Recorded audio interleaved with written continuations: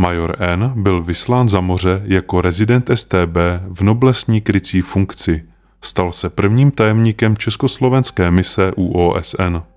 Dlouho před odletem úporně studoval všechny potřebné materiály, z nichž se snad ani jediný netýkal diplomatické profese.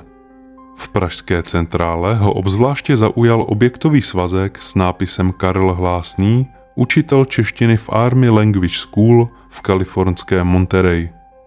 Právě jste slyšeli úryvek z článku týdeníku Signál z roku 1990. Autor zde popisuje tajnou akci příslušníka státní bezpečnosti na území Spojených států. Zajímavé je, že autor čerpal z odtajněných amerických dokumentů.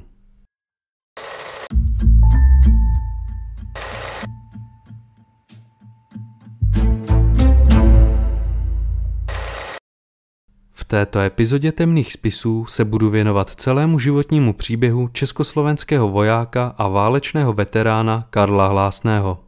Půjde o příběh, který je protkaný válkou a zpravodajskými hrami, ale i láskou a morálními hodnotami. Veškeré použité zdroje, jako vždy, naleznete v popisku videa. Tak to tedy na úvod a pojďme začít.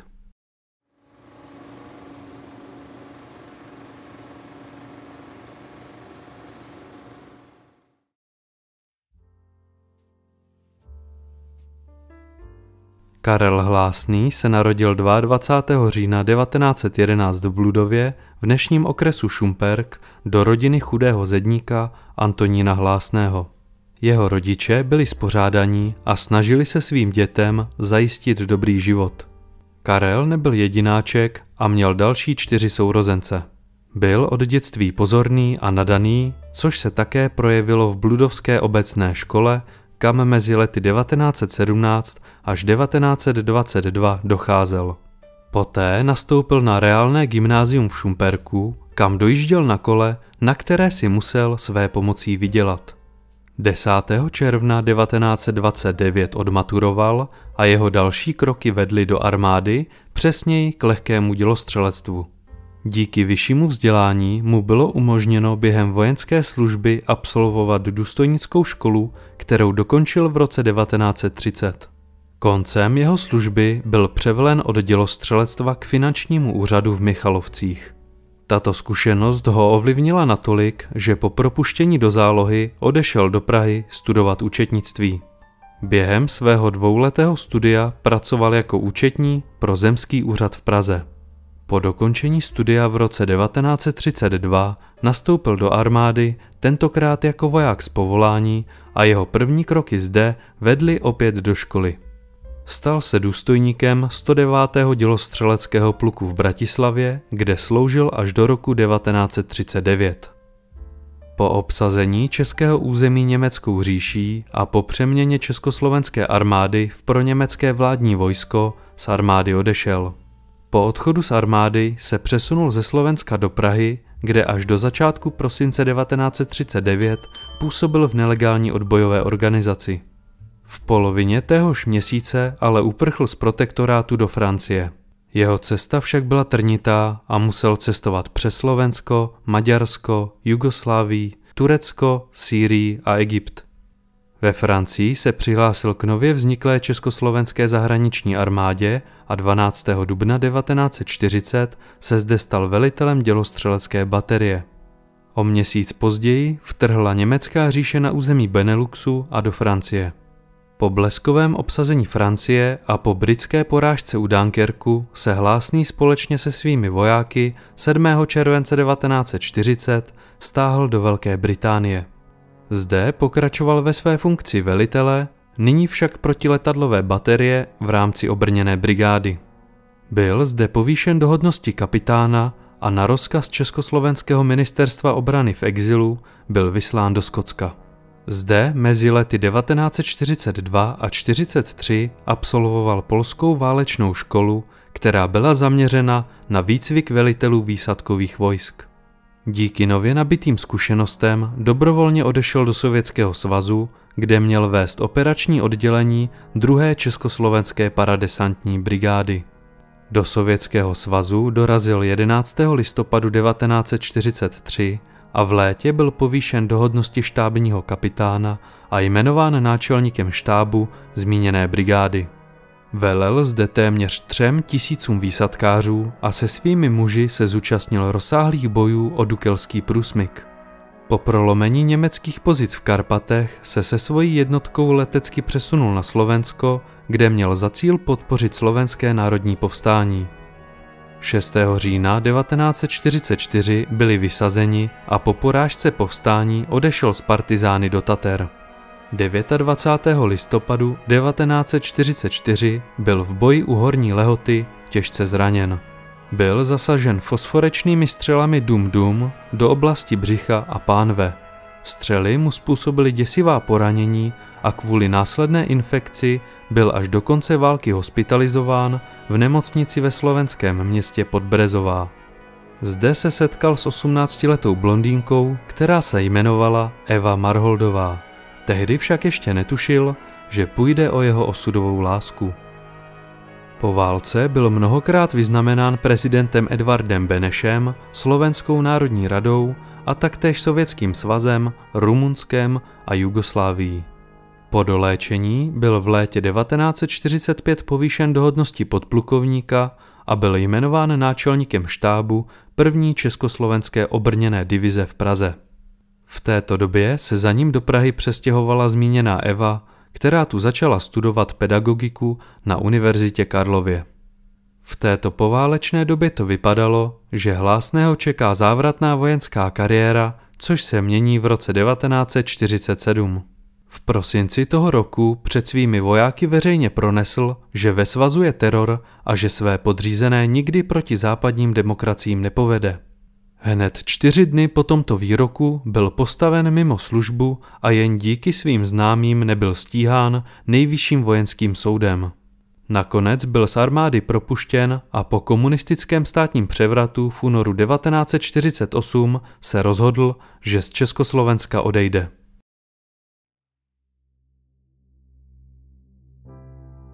Nyní již rozhodnutý Hlásný chtěl odejít společně s Evou, která však zůstala v Praze.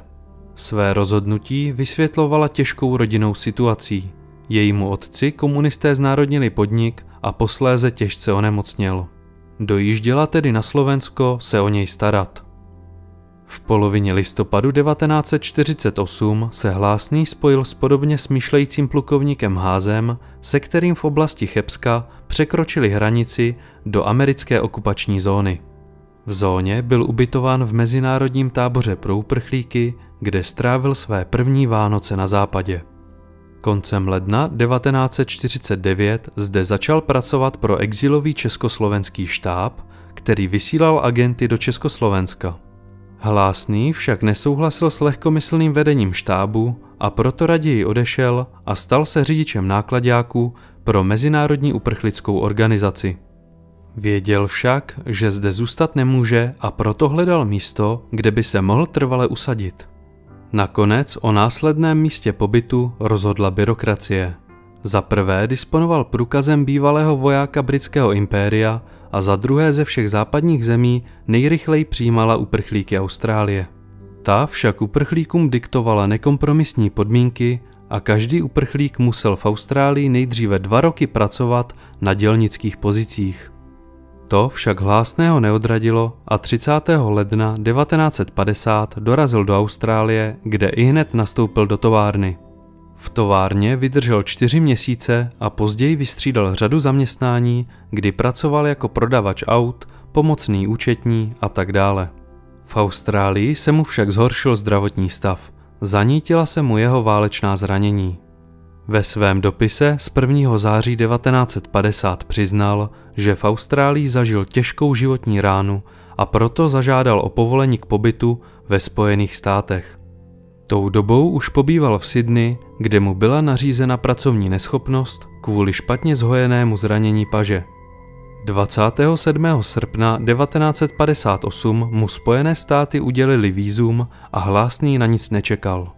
Rozloučil se se svými australskými přáteli, napsal dopisy domů do Československa a 29. srpna vyrazil na Nový Zéland. Odtud už letecky cestoval na Havaj, kam dorazil o den později. Zde získal slíbené vízum a hned poté odcestoval do Kalifornie, kde se měl setkat se svými českými přáteli Huškem a Waltrem. A právě zde začíná jeho služba pro Spojené státy.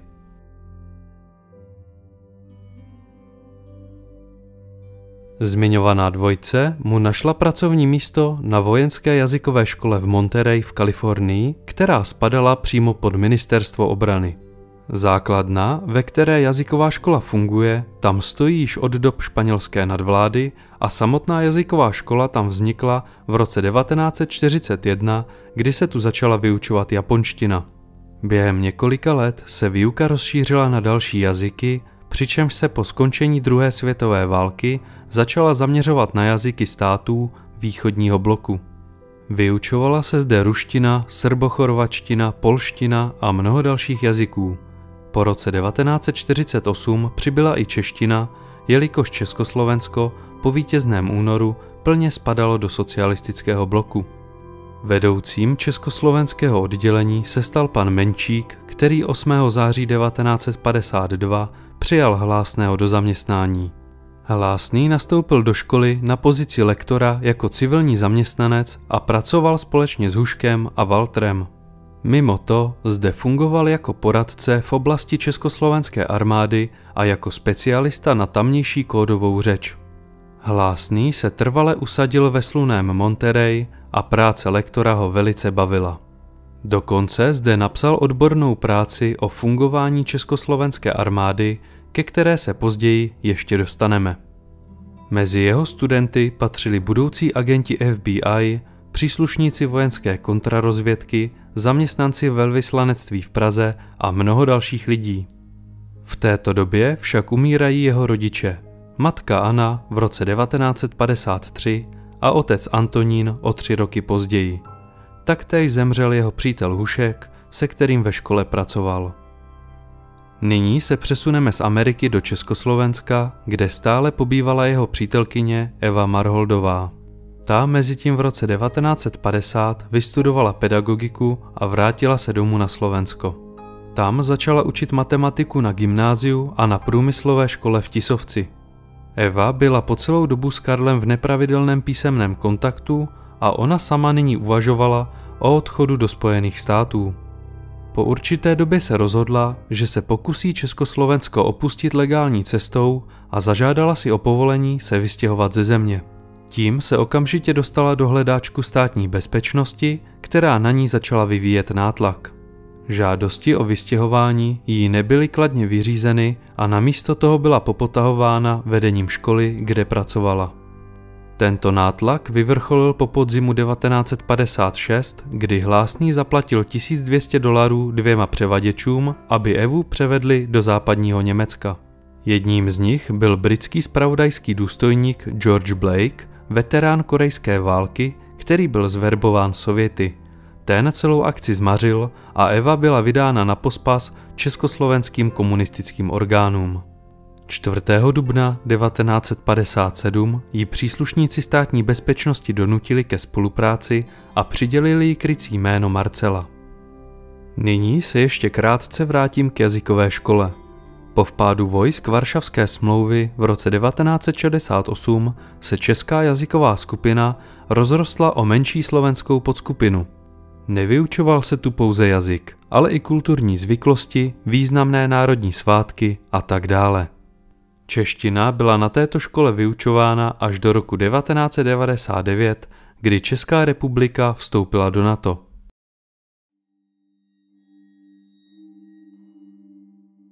V této kapitole se podíváme na to, jak se Hlásný stal dvojitým agentem a jak z této situace nakonec vyšel. Eva posílala po roce 1957 zprávy Karlovi o tom, jak ji estébáci pronásledují a dělají jí potíže. Ve svých dopisech se také zmínila o tom, že by státní bezpečnost měla zájem získat Hlásného do své agenturní sítě. Důvodem byla jeho práce pro americké ministerstvo obrany. Hlásný si to nechal projít hlavou a poté s touto zprávou zašel za svým přítelem Teagem, který zastával funkci senátora Kalifornie.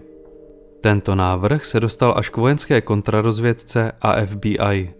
Zmíněné orgány s návrhem souhlasily, ale zdůraznili mu, že se stane účelovým dvojitým agentem pod vedením FBI. Od začátku byl však jeho záměr jasný. Chtěl si zavázat československé tajné služby, aby s nimi mohl vyjednávat o vydání Evy do Spojených států. Hlásný zařídil, aby se informace o jeho vůli se stát československým agentem dostala na správná místa. To se také stalo a 16. září 1958 byla zahájena akce Holan, kterou dostal na starosti major Miroslav Nacvalač s krycím jménem Emil. 3. listopadu téhož roku přistál Nacvalač v Kalifornii a zanedlouho se vydal do Monterey. Jeho přítomnost ve Spojených státech byla odůvodněna falešnou funkcí prvního tajemníka československé mise v rámci OSN.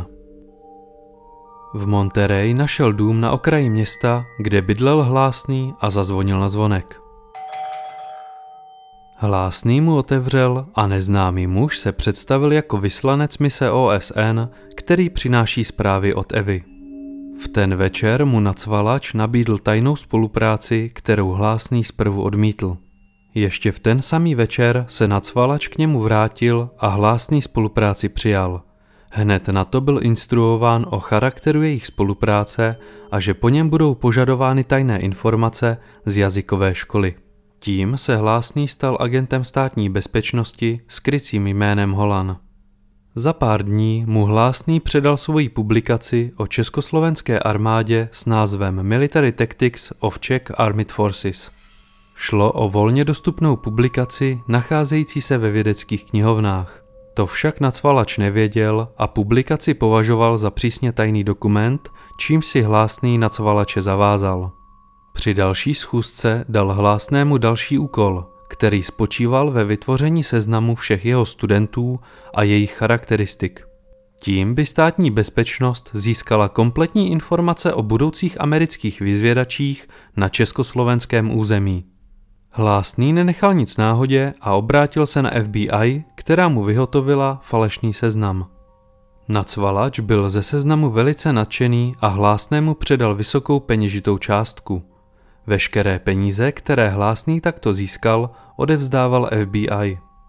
Při jedné ze schůzek se sešli v rodinném domě Hlásného a připili si na dobrou spolupráci. Po odchodu agenta z domu přišli zaměstnanci FBI, kteří ze sklenice sejmuli otisky prstů. Při další schůzce Hlásný Nacvalačovi sdělil, že nebude dále spolupracovat, pokud nezajistí odchod Evy do Spojených států. Agent mu sdělil, že to zařídí a to se také stalo. Eva byla zbavena státní příslušnosti a bylo jí umožněno se vystěhovat.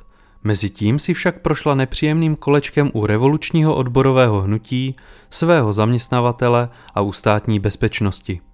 Eva opustila zemi v Chebsku stejně jako Hlásný a v Mnichově ji vyzvedla americká úřednice. 15. srpna 1959 se spolu shledali na letišti v San Francisku a týden na to se vzali v kostele San Carlos, kam Hlásný chodil na pravidelné bohoslužby. V dalším roce se jim narodil první syn Petr a žili spolu spořádaným životem.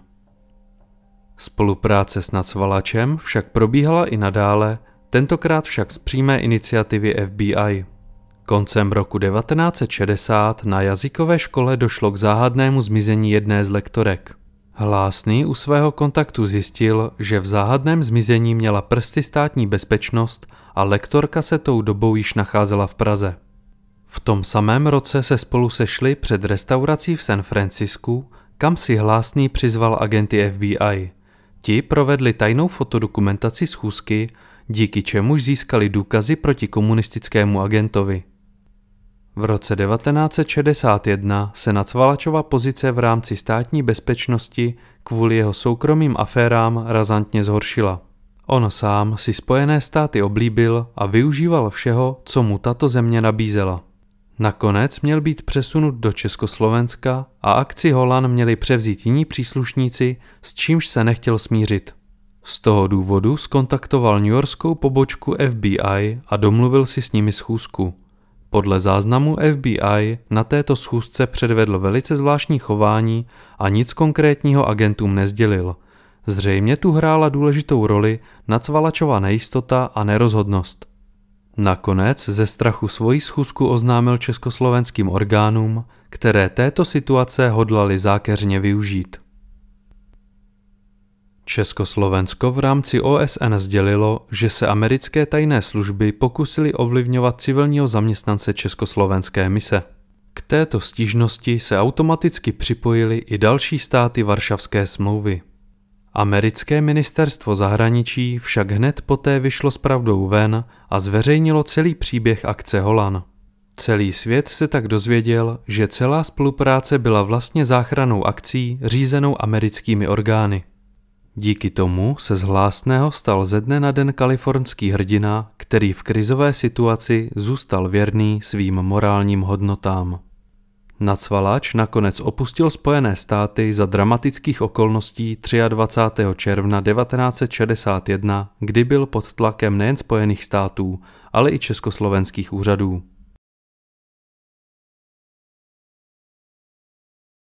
Hlásný i nadále pokračoval ve své práci lektora českého jazyka a poradce na Montereyské škole.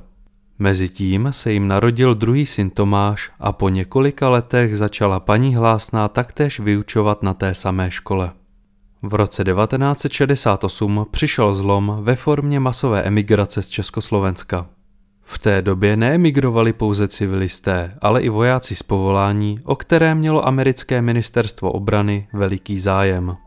Mnozí z nich nastoupili do Montereyské školy, kam přinesli nové poznatky a nová kódová označení Československé lidové armády. Tím došlo k postupné výměně lektorů, přičemž Hlásný vyučoval až do roku 1979, kdy odešel do penze. Až do konce života trpěl bolestmi, která mu přinášela válečná zranění a v roce 1981 ho postihl první infarkt. Karel Hlásný zemřel 20. listopadu 1982 na infarkt ve svém domě v Monterey a jeho zádušní mše se konala v jeho oblíbeném kostele San Carlos. Americké ministerstvo obrany mu za jeho vytrvalou službu vystavilo pohřeb se všemi vojenskými poctami. V roce 1991 byl Hlásný československým ministerstvem obrany rehabilitován a současně byl povýšen do hodnosti plukovníka in memoriam. Paní Eva Hlásná zemřela 17. září 2017 a jejich synové žijí dodnes ve Spojených státech. Jazyková škola v Monterey funguje dodnes a je zde vyučována zejména ruština, čínština a arabština. Hlásného odkaz zde žije i nadále a dodnes jde o významnou osobnost tohoto vzdělávacího institutu. Tímto jsme zakončili celý životní příběh československého vojáka, válečného hrdiny a lektora, plukovníka Karla Hlásného. Napište mi prosím do komentářů, jak se vám video líbilo a jestli byste uvítali i více epizod o československých osobnostech se zpravodajským pozadím. Pokud máte zájem sledovat má videa bez reklam, bez cenzury a chcete mít přístup k veškerému bonusovému obsahu, tak mě odebírejte na platformě Hero Hero. Odkaz naleznete v popisku videa. Děkuji vám za sledování mého videa. Doufám, že jste se dozvěděli opět něco nového a pokud se vám moje tvorba líbí, tak mi tam hoďte odběr. Moc mi to pomůže v rozvoji tohoto kanálu. Určitě zde ale zanechte like, který zajistí, že se video dostane k co nejvíce lidem. Pomůžete tak rozšířit naší komunitu o další skvělé diváky. Taktéž se můžete stát temným členem temných spisů a získat tak například přístup k bonusovým videím. V neposlední řadě děkuji všem členům tohoto kanálu, kterými jsou Milena Chalupníková, Michal Marek, Josef Hájek a Ondřej Kubíček. Děkuji vám za podporu.